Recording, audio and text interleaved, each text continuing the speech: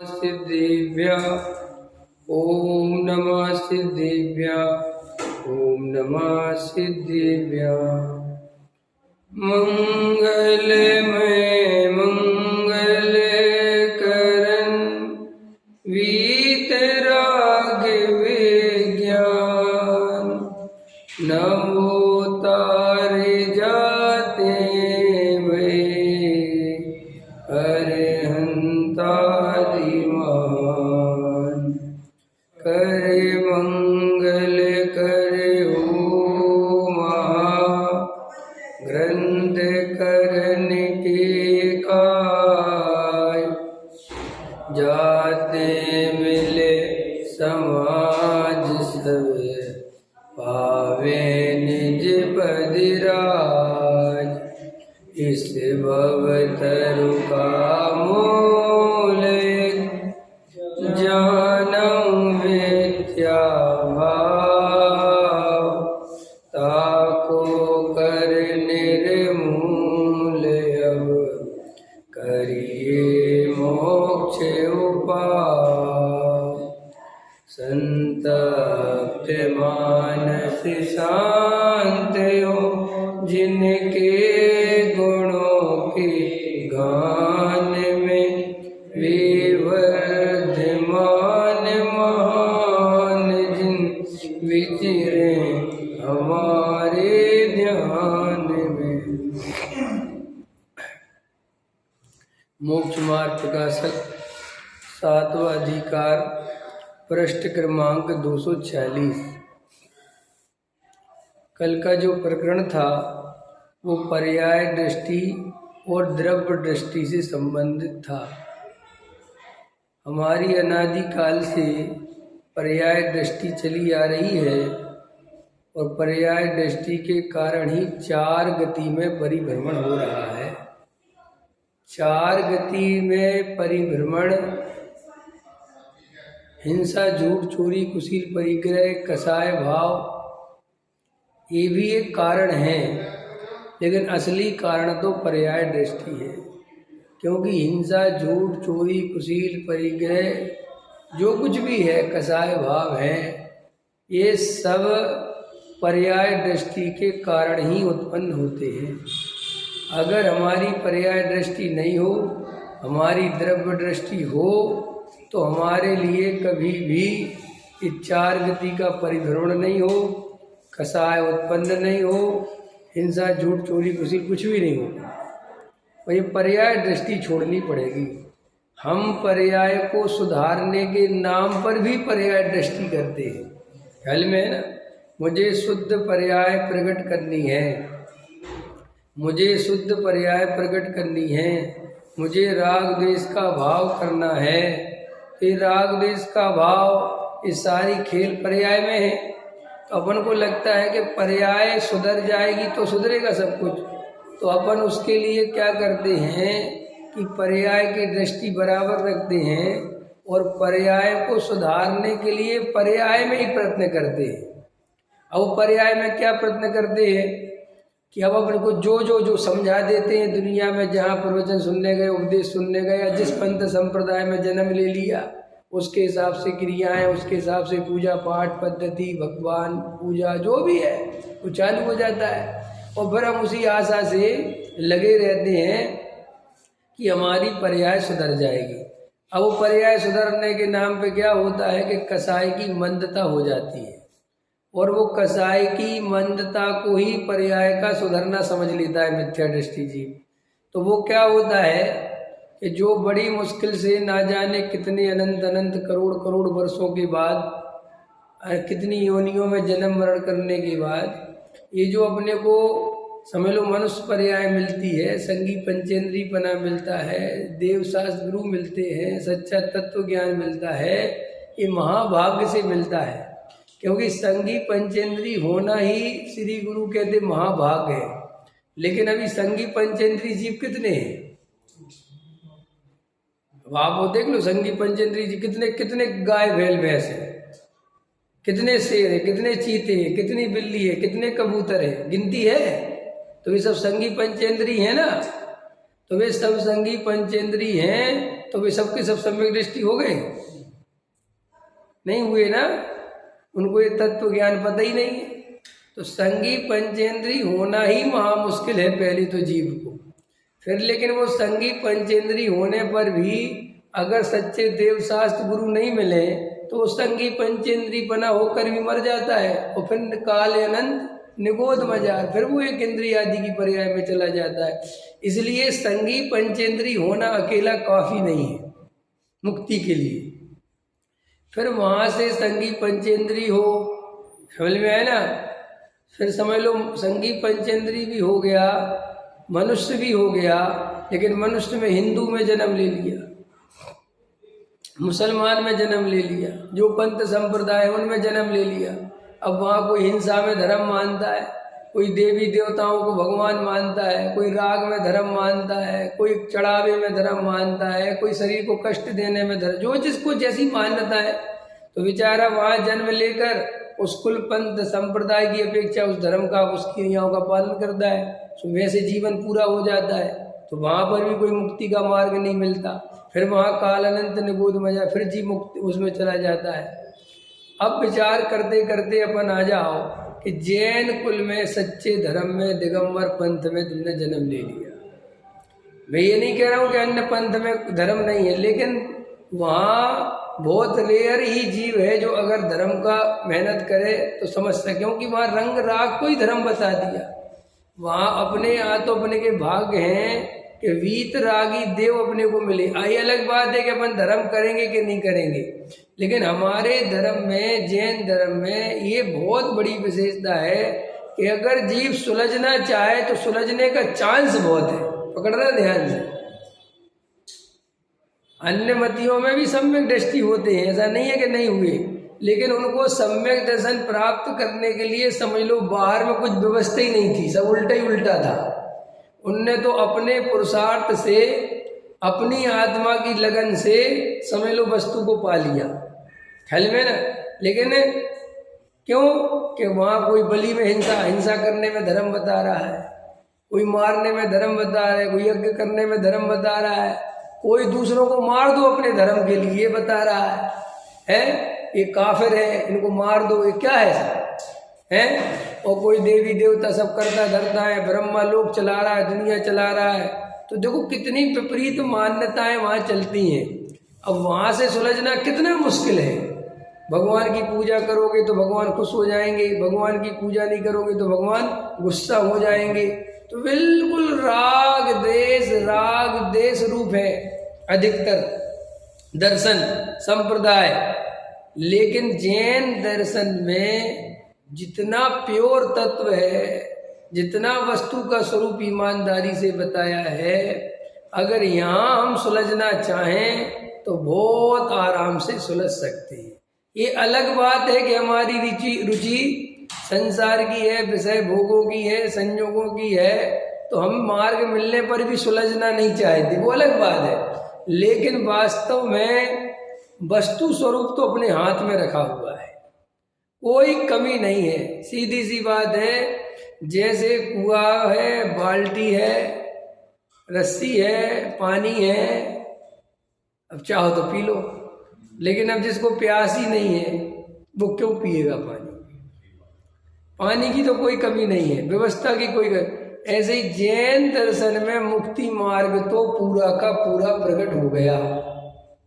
भले ही तीर्थंकर नहीं है, भले ही देवशास्त्र गुरु में गुरु भी कम दिखाई देते हैं, फिर भी ये पूज्य गुरुदेव श्री, ये टोडामल जी साहब, ये जो तत्व ज्ञान आचार्य कुंद देव, उनका समय सार, ये सब जो हमें मिल गया है, ये पूरा ही मोक्ष मार्ग मिल गया है।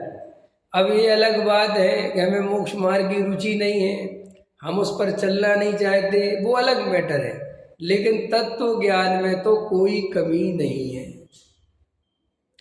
इसलिए अपने को गहराई से ये बात समझनी है कि कितनी दुर्लभता से जीव यहाँ तक आ पाता है। मैं उसकी कहानी सुना रहा हूँ। कितना मुश्किल है यहाँ तक आना। मतलब आप जगत पर दृष्टि लगा के देखो तो जीव को कोई खबर नहीं, न छह द्रव्य पता, न सात तत्व पता, न वस्तु व्यवस्था पता, न पाप पता, न मिथ्यात्व पता, न शरीर और आत्मा का कोई संबंध पता, न कोई कर्ता कर्म पता। कोई कुछ मान रहा है, कोई कुछ मान रहा है, कोई कुछ मान रहा है। ये तो हमारे पास समझ लो वैज्ञानिक विधि आ गई।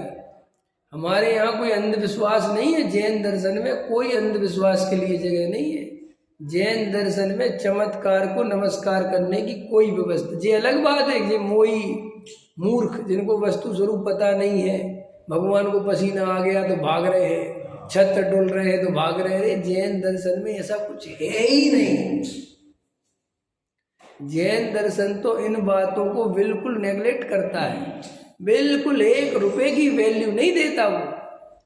ये तो मोहियों के द्वारा, अज्ञानियों के द्वारा, संसारियों के द्वारा, चलो महावीर जी, चलो पावापुर जी, ये तो सब हमने और आपने अपनी कल्पना से गणनाएं कर ली हैं।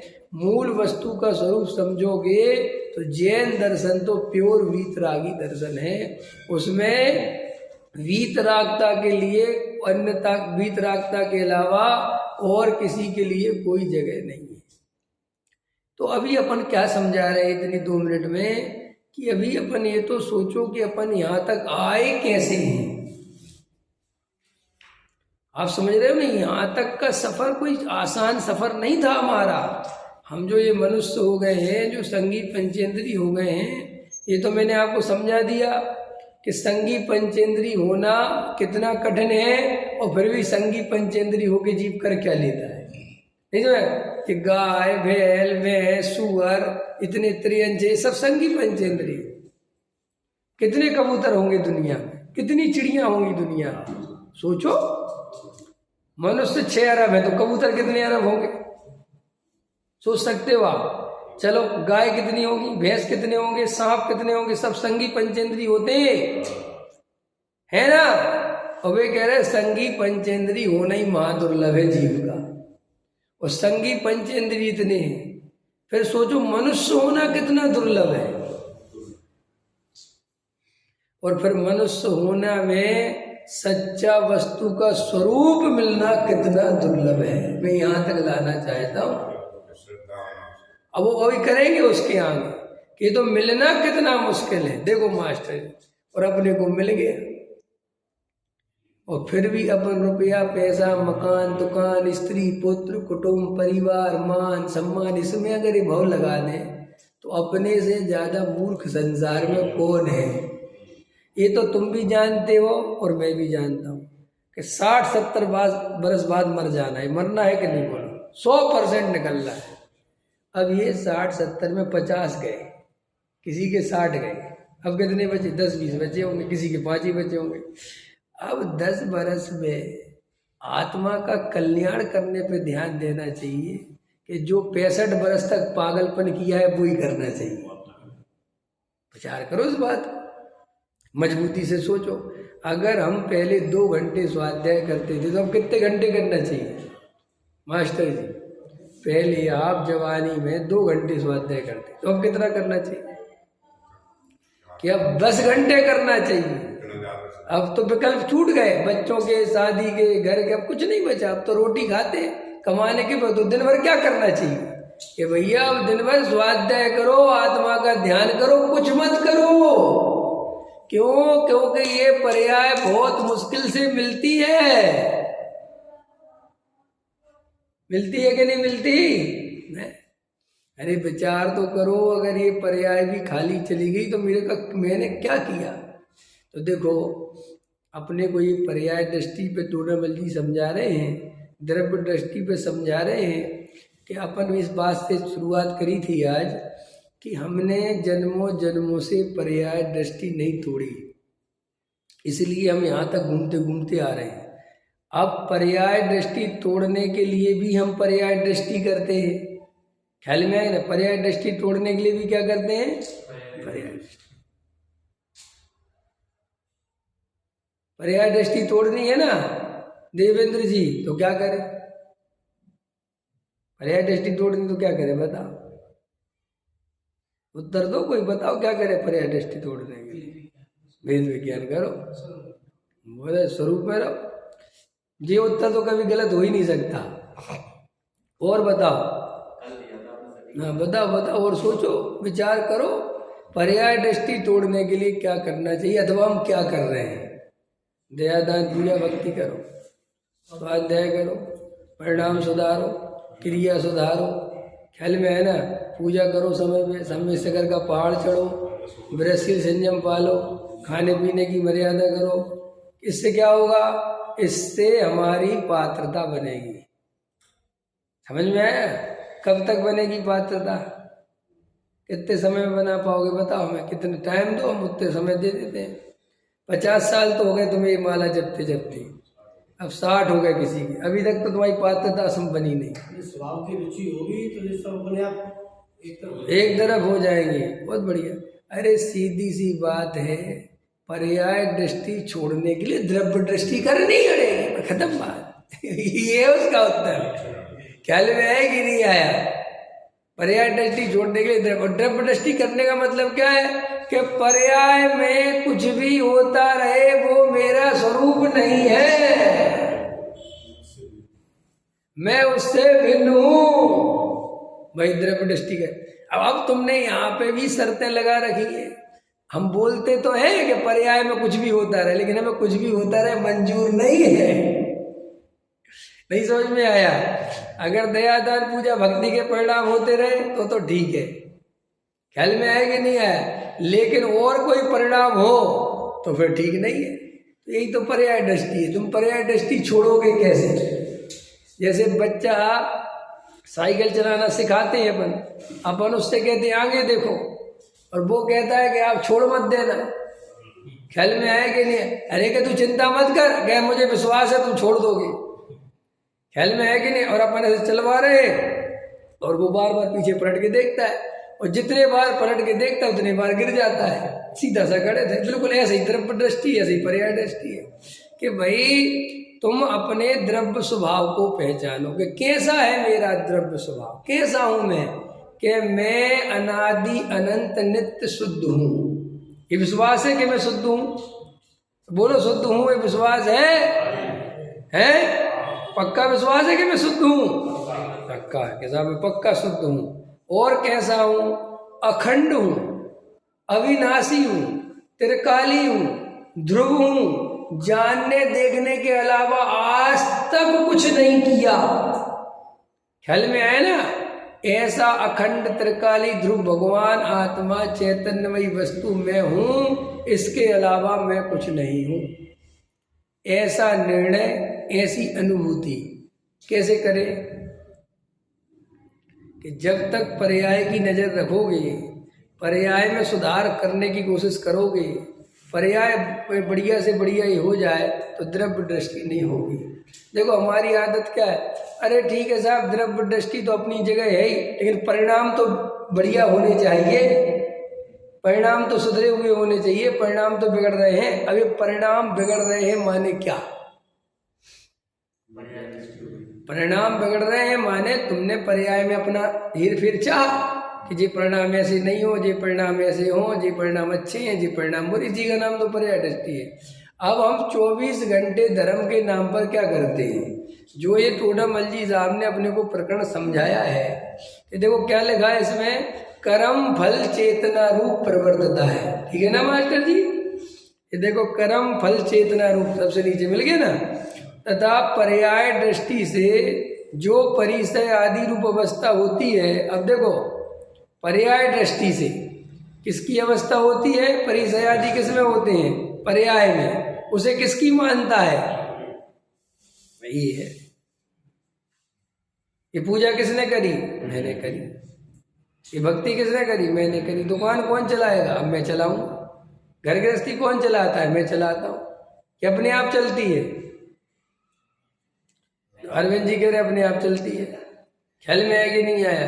देखो अपने हृदय, अरे आपको सम्यक दर्शन चाहिए ना, तो हमारी कहाँ भूल चल रही है ये तो पकड़ना पड़ेगा ना।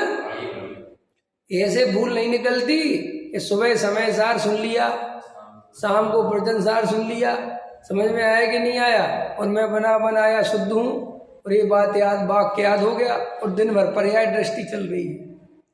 तो दिन भर पर्याय दृष्टि चलेगी तो सम्यक दर्शन की प्राप्ति नहीं होगी।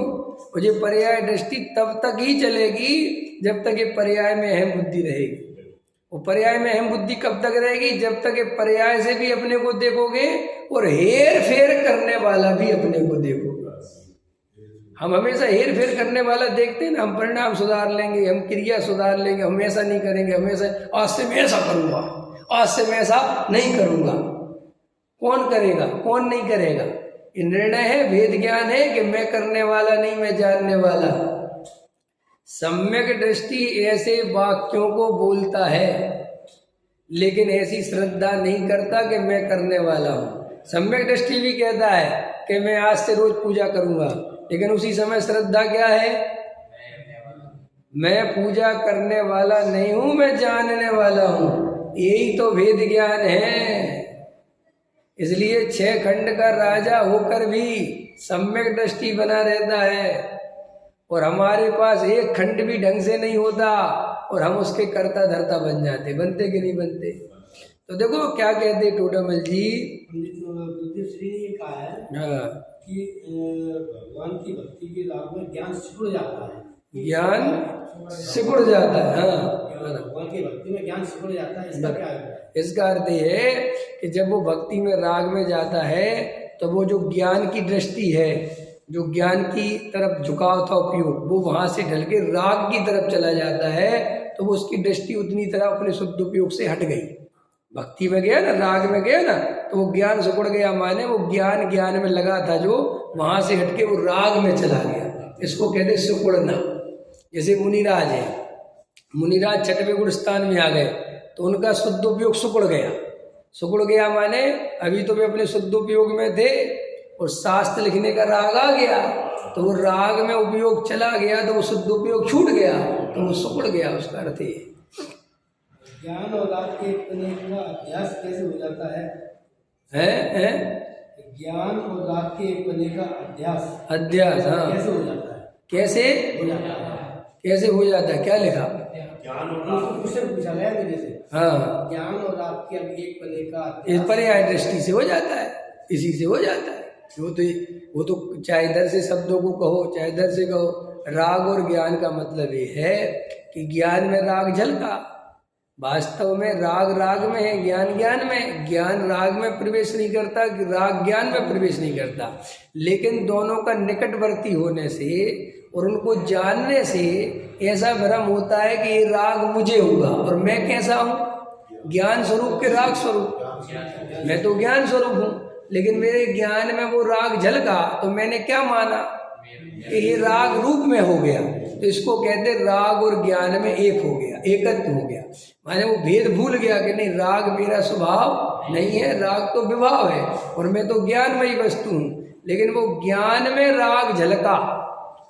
हमारे साथ प्रॉब्लम क्या हो रही है? ये पर पदार्थ हमारे ज्ञान में झलकते हैं, लेकिन ये हमारे ज्ञान में प्रवेश नहीं पाते। जानते तो हैं हम, लेकिन हम जानते हैं भूल के हम उन्हें अपना मान लेते हैं और ये भूल जाते हैं कि नहीं ये मेरे नहीं है, मैं तो ज्ञानमयी वस्तु हूँ। और इसका नाम मिथ्यात्व, ये हमें अभ्यास करना है।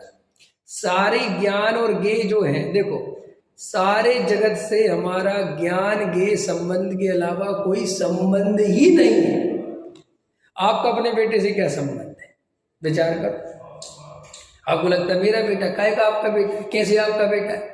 भाई आपका बेटा होने के लिए उसको अपनी आत्मा में घुसना चाहिए ना, वो तो बिल्कुल नहीं घुसा, वो तो भिन्न पड़ा हुआ।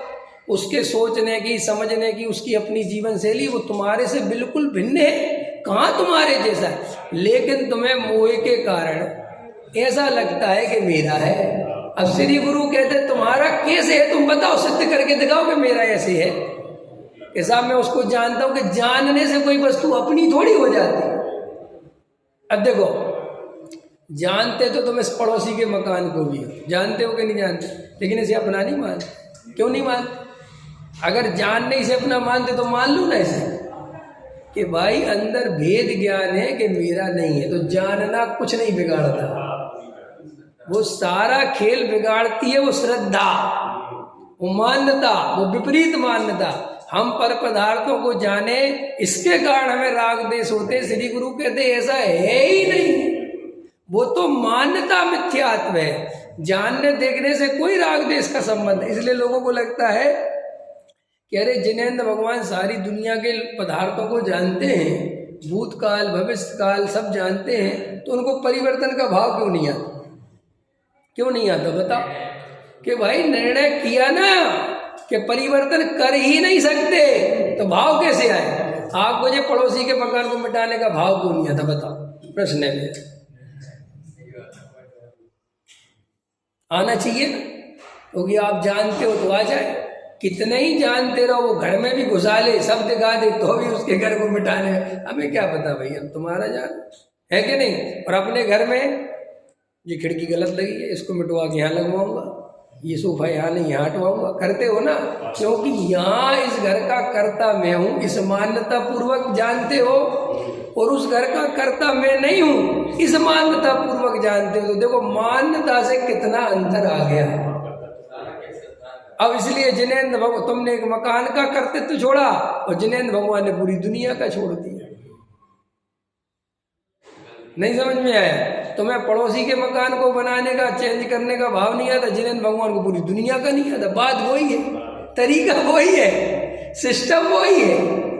अब तुम्हें वहां आश्चर्य होता है कि पता नहीं कैसे, अरे पता क्यों नहीं, भेद ज्ञान नहीं इसलिए लगता है।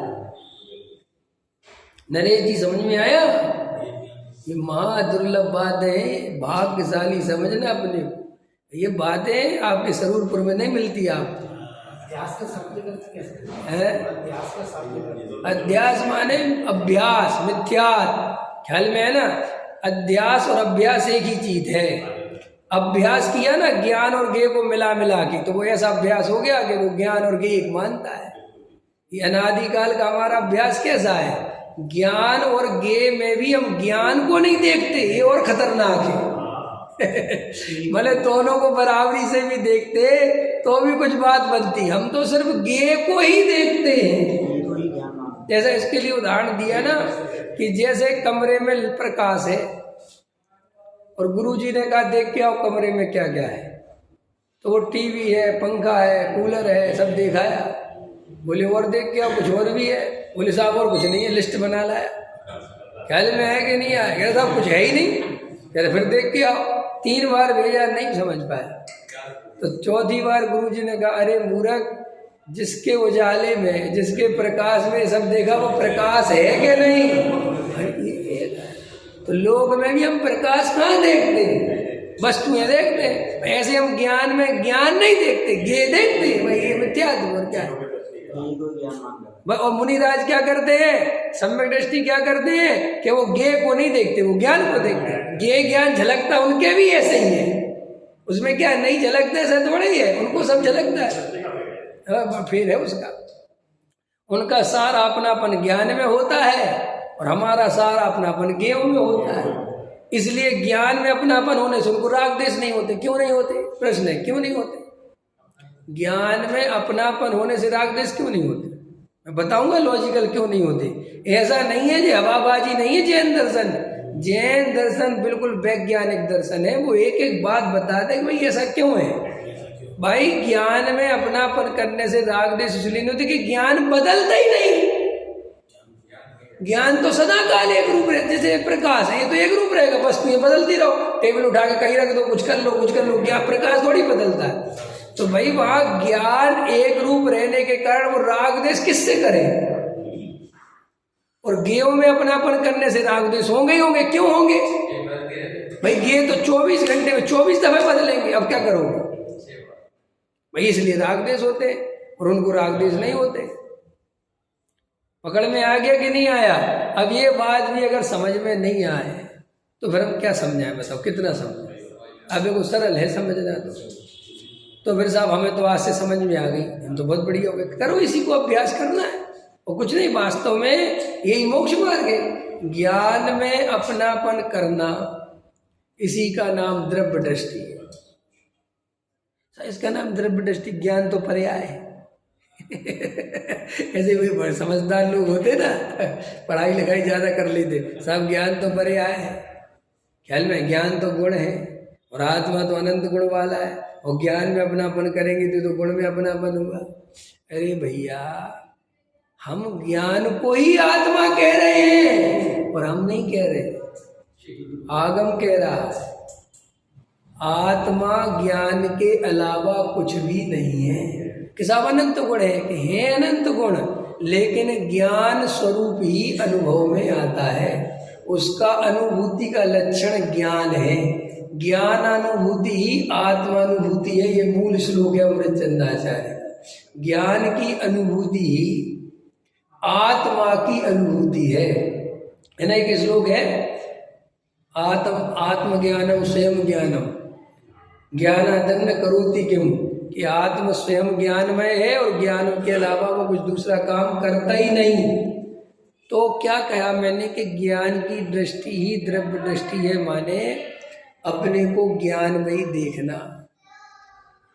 अब उसमें चैतन्यमयी आ गया कि नहीं आ गया, सुखमयी आ गया कि नहीं आ गया, अस्तित्वमयी आ गया कि सब इंक्लूड है उसके अंदर।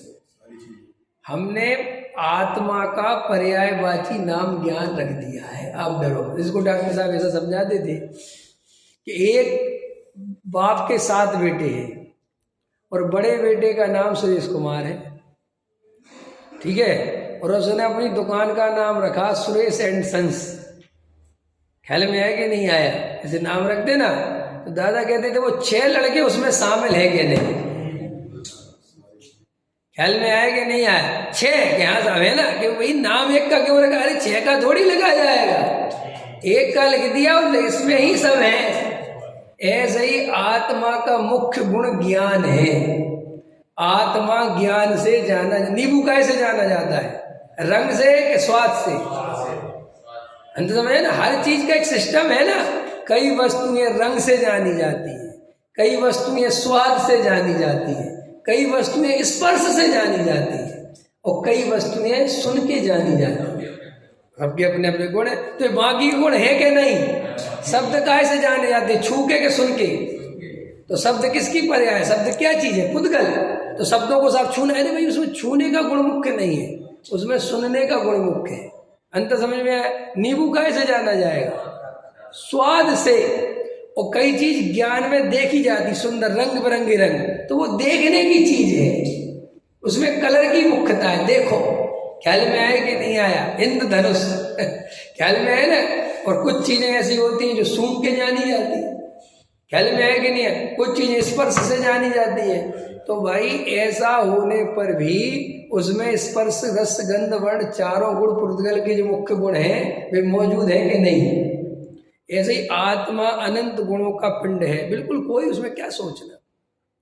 लेकिन आत्मा जब भी जाना जाएगा ज्ञान से ही जाना जाएगा। बाबूजी ने क्या लिखा है, युगल जी ने? लाइन पढ़ के सुनाओ। ज्ञान की प्रतिपल उठे तरंग, झांकता उसमें आत्म राम। उनने कह दिया ना, वो ज्ञान की तरंग ही आत्मा राम है।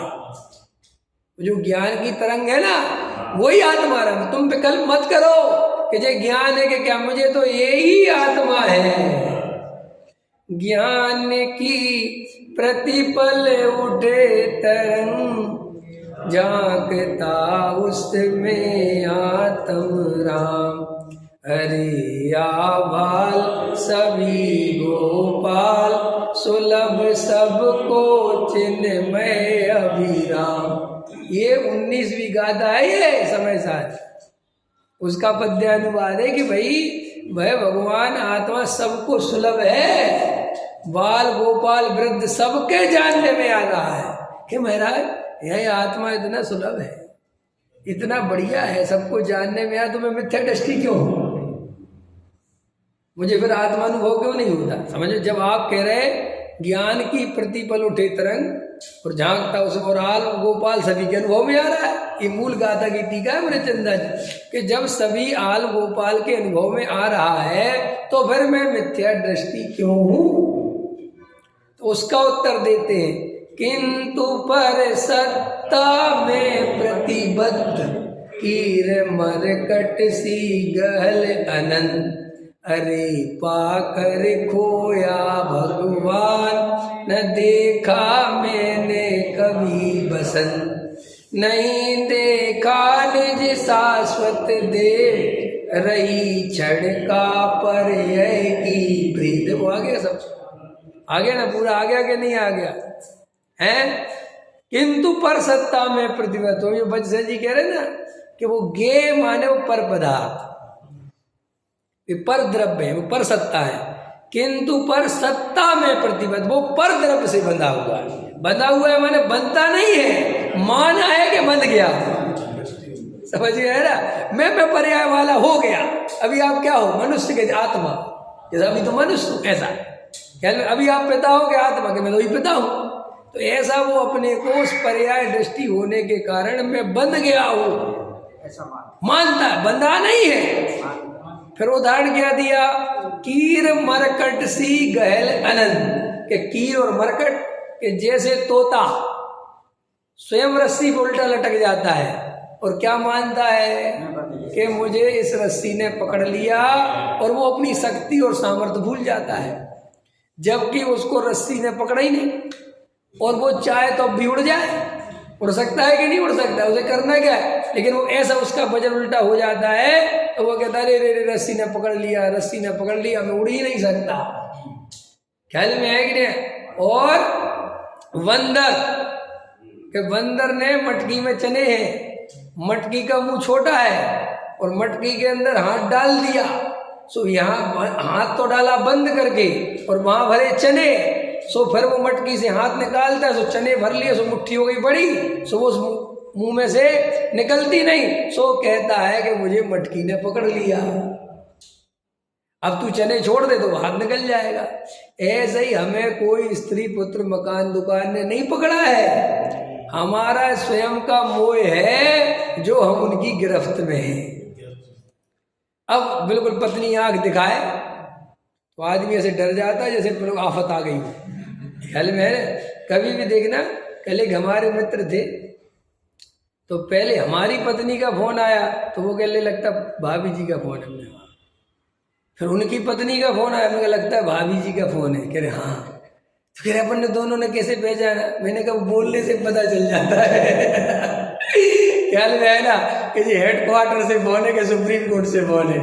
आदमी और लोगों से तो बात करता है बड़े, हाँ अभी सुन रहे हैं, चलो और ठीक है बाद में करेंगे।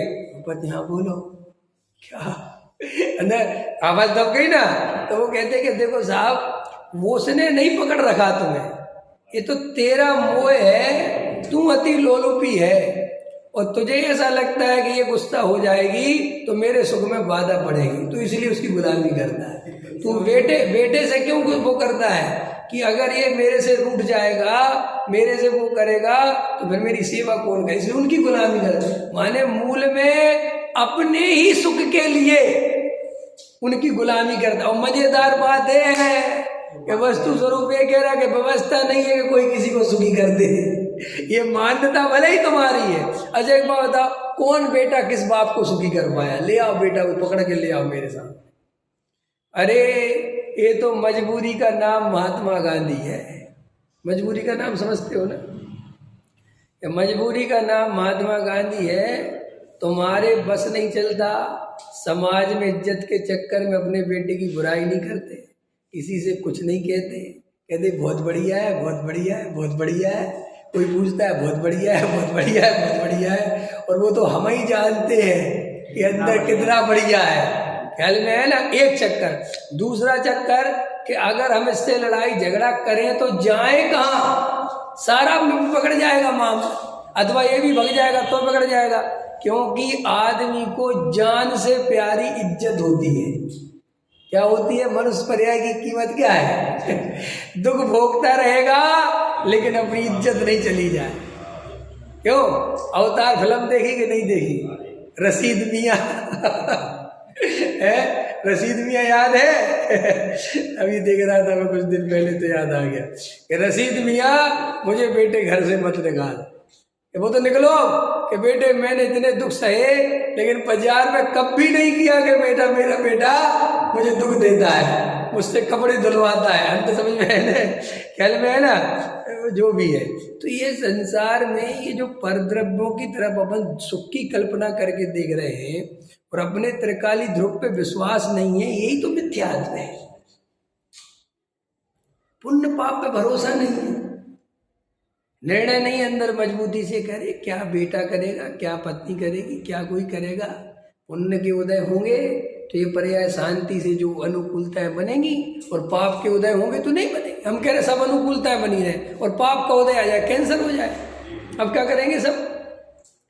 पाप का उदय किस रूप में आए, आप क्या करोगे बताओ। तुम चलो बहुत बढ़िया मकान बना लो, बहुत बढ़िया दुकान बना लो, खूब करोड़ों रुपए जोड़ लो जो सर, और तुम्हारे 4 6 बेटे हो, मैं तो कहता हूँ, और सबके सब बिल्कुल आप जो कहो वो आज्ञाकारी हो, तो अभी कैंसर हो जाएगा तो क्या कर लो, क्या कर लेंगे वो बेटे। माने तुम कितने मेढक तोलोगे, कितनी व्यवस्थाएं बनाओगे, कितने बरातियों को खुश रखोगे, बराती कभी खुश रह पाए हैं। अब तो वे जमाने निकल गए। अब पहले तो बराती आते थे और इसी बात पे लड़ाई होती थी कि तेरे नाई ने ढंग से दाढ़ी नहीं बनाई, चाकू लगा दिया। दाढ़ी भी नहीं बनवा के आते थे वैसे जी, पता है आपको। हाँ, अरे पहले जमाना था वो। ख्याल में है ना, हम तो गांव में रहते थे और ठाकुरों बाकरों की बरातों में जाते थे, ख्याल में है ना। तो देखो हाँ पहुंचो एकदम, ख्याल में है ना, तो सबसे पहले नाई मिलेगा, जूते में पॉलिश करने वाला मिलेगा, समझ में है, प्रेस वाला मिलेगा, ये सब व्यवस्था। मतलब मैं ये देखता था कि आदमी घर से बिल्कुल ख्याल में है ना, हमारे 1 रुपया भी खर्च नहीं हो सकता जूते। और सुनो, घर से बिल्कुल ऐसे सड़े पहन के जाएंगे कि पॉलिश मिलेगा वहां, दाढ़ी भी नहीं बनवाए, कपड़े भी बिना प्रेस करे, प्रेस कर जल्दी। अब बताओ, एक धोबी बैठा रखा बेचारे ने, अब वो कितने बरातियों पे प्रेस करे, ख्याल में आए कि नहीं आए हैं। अब वो कर, अब जल्दी कर, और पहले तो ये चलता मारेगा पकड़ गए, देखता नहीं हम बराती है। और फिर एकदम लड़की वाले को पगड़ी रखनी पड़ती थी अपनी उतार के, माई बाप है वो बिल्कुल टचाई, और बाप एकदम वो नहीं करेंगे शादी, क्या समझता है हमारे बरातियों का स्वागत सही नहीं हुआ, और लड़की वाले को दबा रहा है, और वो बेचारा हाथ पैर। मतलब पहले ये समझ लो ट्विंकल, इतने दंड फंद नहीं हो तो वो शादी नहीं होती थी। इसलिए तो पहले के लोग लड़की की हत्या कर देते थे। गलती नहीं है उन लोगों, क्या है कि समाज का जो वातावरण इतना अस्वस्थ था, इतना गंदा था कि आदमी को लड़की बाहर नहीं लगे तो क्या लगे बेचारे, क्या करे बताओ। अब जब ऐसी दशा होती हो तो कितना भार। और हम तो उन भाग्यशाली लोगों में से कि हम गांव में पैदा हुए। मैं तो बहुत खुश होता हूँ कि मैं गांव में पैदा हुआ, ख्याल में ना, कि क्यों कि मैं शहर में पैदा हो जाता तो मुझे बातें पता ही नहीं चलती। अच्छा हुआ मैंने इतने छोटे गांव में जन्म लिया, ठाकुरों के बीच में जन्म लिया, सब देखा, सब समझा, गांव देहात के हिसाब किताब, और ठीक है अब छूट गया, वो अनुभव में है सब। तो मेरा कहने का मतलब ये है कि अपने को बहुत गहराई से विचार करना है कि हम परद्रव्य में कैसे चिपके रहते। ख्याल में है ना, ये परद्रव्य पुण्य पाप का भरोसा तो करो।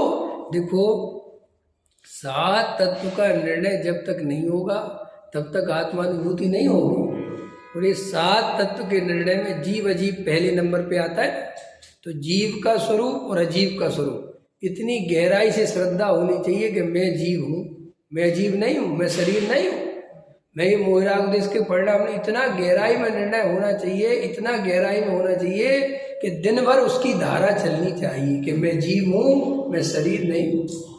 फिर आ गया पुण्य और पाप, आश्रव बंध, कि आश्रव बंध में इतनी पक्की श्रद्धा होनी चाहिए कि ये विभाव भाव हैं, ये मेरे चैतन्य स्वभाव में प्रवेश नहीं पाते, इनका मेरी आत्मा से कोई संबंध नहीं है। और जो बाहर के जो भी संयोग हैं, जो कुछ परिस्थितियां हैं, उनका कर्ता मैं नहीं हूँ। वे सब पुण्य पाप के उदय अनुसार बनेगी, बिगड़ेंगी, मिटेंगी, चलेंगी, मेरे को कोई मतलब नहीं।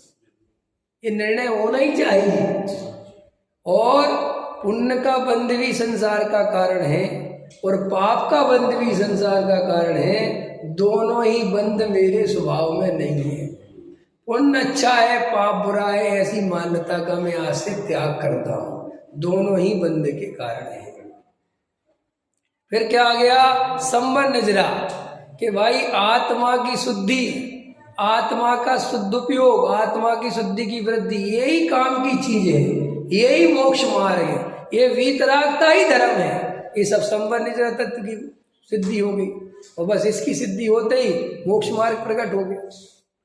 कहना ये 7 तत्व चाहिए आपको। तो श्री गुरु कहते हैं कि आप आत्मा का ध्यान करने बैठते हो, आप आत्मानुभव चाहते हो, सम्यक दर्शन चाहते हो और पर्याय दृष्टि तोड़ते नहीं, पर्याय दृष्टि पलटते नहीं, बार बार पर्याय दृष्टि परिणाम परिणाम परिणाम परिणाम पढ़े करते रहते हो। तो अब शुरुआत में चलो वापस, हम कहाँ से चले थे कि देखो भैया हमें ये दुर्लभ पर्याय की कीमत कैसे मिली, कैसे पनाई समझा। अब हमारा मास्टर जी जो ही वर्तमान का समय है ये धर्म के नाम पर किस चीज में जा रहा है, अब ये मुझे ये मुद्दे से समझाना था। पॉइंट ये था मेरा कि हमारा किस चीज में जा रहा है, कसाय की मंदता में। वो मैं मान रहा हूं कि मंदता है, वो तुम देख लेना, फिर भी मैं कह रहा हूं मंदता है। अब हमने क्या समझ लिया है कि हमने इस पर्याय में जो सच्चे देवशास्त्र गुरु मिल गए, सुबह पूजा पाठ करने मिल गया, स्वाध्याय मिल गया, खान पीन सुधार लिया, थोड़ी सज्जनता ओढ़ ली, हेल में है ना, समाज में थोड़ी प्रतिष्ठा कमा ली, बस हमने इसे बहुत शांति से अच्छा जीवन समझ लिया है। हमें ऐसा लगता है कि हम कितना बढ़िया जीवन जी रहे हैं, हमारे गुरु छूट गए, कुदेव छूट गए, कुशास्त्र छूट गए, लगता है ना। अब श्री गुरु कह रहे भैया अनंत बार छूटे हैं और तुमने अनंत बार जो अवसर मिला है और ऐसे ही कर करके अवसर खो दिया। कसाय की मंदता में खुश हो गए और पर्याय दृष्टि तोड़ी नहीं, द्रव्य दृष्टि हुई नहीं, इसलिए सम्यक दर्शन की प्राप्ति बनी नहीं। कसाय की मंदता नहीं है, अनुकूलता है, इसलिए महसूस हो रहा है। वो तो हमने कहा ना, वो पहले लगा लेना, हमने इसलिए उससे नहीं बोला। फिर भी हम कह रहे कि चलो छोड़ो, डिले करो, मान लिया कि है, चलो ख्याल में है ना। लेकिन मुनि व्रतधार अनंत बार वाली कसाय की मंदता भी काम नहीं आई, नहीं समझ में आया। मुनि व्रतधार अनंत बार वो कसाय की मंदता भी काम नहीं आई, तो फिर ये कसाय की मंदता क्या काम आई, ये समझाना चाहता हूँ। है उससे ज्यादा तो कसाय मंद नहीं है ना, फिर मरे जा रहे, खुश हो रहे हो, हम तो बहुत बढ़िया, हम तो बहुत बढ़िया। अरे साहब हम तो बस परिणाम, हमारी तो क्रिया बहुत बढ़िया हो गई साहब, हमारे तो परिणाम बहुत अच्छे हो गए साहब, हम तो इतने बढ़िया हो गए। अरे क्या है, कौन से बढ़िया हो गए, क्या बढ़िया हो गए, ये पर्याय दृष्टि है, ये सब भावों की दृष्टि पर्याय दृष्टि है। अपने को परिणाम से छोटा बड़ा मानना, ये सब पर्याय दृष्टि तो है ही।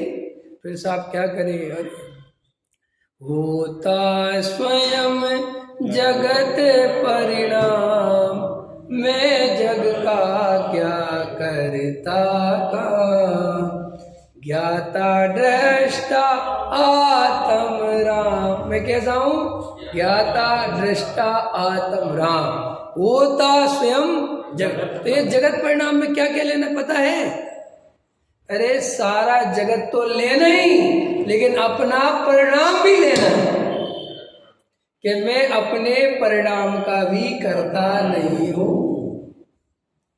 ख्याल में आए कि नहीं आए। देखो जैन साहब, इतना स्वाध्याय सुनने के बाद ये निर्णय तो होना ही चाहिए कि अब मेरे अंदर राग द्वेष भले ही होते रहे, डरना मत जो मैं बोलने जा रहा हूं, मेरे अंदर अब राग द्वेष भले ही होते रहे, लेकिन अब मिथ्यात्व नहीं होने दूंगा। इतनी तो प्रतिज्ञा करो, मेरे अंदर वर्तमान में भले ही पर्याय में विकार चलता रहे, लेकिन मैं पर्याय दृष्टि नहीं करूंगा। अंतर समझ में आ रहा है कि नहीं आ रहा।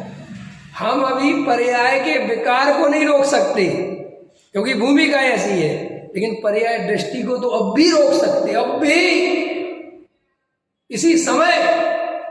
निर्णय करो मजबूती से क्या। और हम क्या कर रहे हैं बज्ज सेन जी, हम पर्याय दृष्टि नहीं छोड़ रहे, हम पर्याय के विकार में लगे रोकने में, खिंची रुक जाए, हमें जी भाव घुमा दे। मुझे ज्ञान नहीं है बिल्कुल धेले भर का, जो रुक सकता है वो रोक नहीं रहा, जो नहीं रुक सकता उसे रोकना चाहता है। तो इसलिए सब गड़बड़ हो रही अरे जो काम कर सकते हो वो करो ना भाई। कभी क्या कर सकते, मिथ्यात तोड़ सकते हो तोड़ दो, मिथ्यात का नाश कर सकते कर, वो नहीं करेगा। चतुर्दशी को व्रत कैसे करूं, ये हरी कैसे छोड़ूं, इतनी उम्र हो गई हरी खाने का राग आता है, अरे आने देना, मैं हरी खाने वाला हूं, पहले दृष्टि तोड़ू, समझे तो छल ग्रहण हो जाएगा जी। और बकवास है, ख्याल में छल ग्रहण हो जाएगा, छल ग्रहण हो जाएगा, क्या छल ग्रहण हो जाएगा भाई, जन्मों जन्मों से तुमने बहुत दूध के धुले हो ना, बहुत अच्छे ईमानदारी से ब्रह्मचर्य संयम वाले थे ना, छल ग्रहण तो नहीं किया था, मुनि बन गए ना, छल ग्रहण कहाँ किया था, तो फिर मोक्ष क्यों नहीं चले गए, चले जाते मोक्ष। और अभी जरा सा कुछ कहो, मेरे प्रवचन में लोग इसलिए नहीं आते, वो सब स्वच्छंदी जैसी बातें करते जैसे जो बहुत दूध के धुले, पता नहीं कितनी ईमानदार हो, कितनी, और मैं जितने बोलने वाले हैं ना, इन सबको मेरे पास नहीं आते, तो प्रॉब्लम ये है दूर दूर से बातें करते हैं। अरे मेरे पास आओ, मैं देखूं, मुझसे प्रश्न करो ना, मैं बताता हूँ तुम कितने ईमानदार हो, कितने दूध के धुले हो, वो तो तुम भी जानते हो। तुम जो किसको ब्रह्मचर्य संयम की दोष दिखाते हो, मुझे ब्रह्मचर्य संयम की दोष दिखाते हो, ख्याल में ना। यही आगम कह रहा है कि अनंत बार मुनि बन गया, तेरे ब्रह्मचर्य संयम है क्या, तो किस और तेरे बोलने से पता चलता है कि तू मिथ्या दृष्टि है, तेरे बोलने से पता चल जाता है कि तू ये कहता है ब्रह्मचर्य, अरे छल ग्रहण कर लेंगे जी, स्वच्छंदी, अरे तुम कौन से ईमानदार हो और कौन से स्वच्छंदी नहीं हो, तुम जितनी क्रियाएं पालते हो अधिकतर मायाचारी से पालते हो, इससे बड़ा पाप क्या होगा।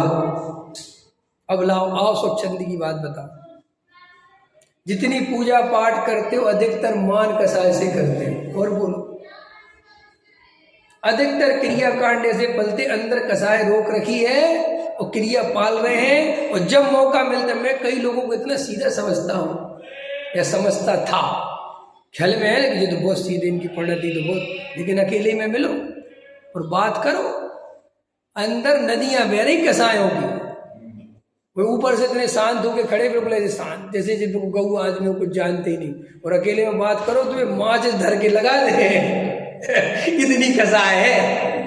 लेकिन चूंकि जीवन में पुण्य का उदय नहीं रहा, कुछ कर नहीं पाए, कुछ दिखा नहीं पाए, तो भाई अब दबना तो पड़ेगा, सीधा सा करे, तो उसमें क्या बात है।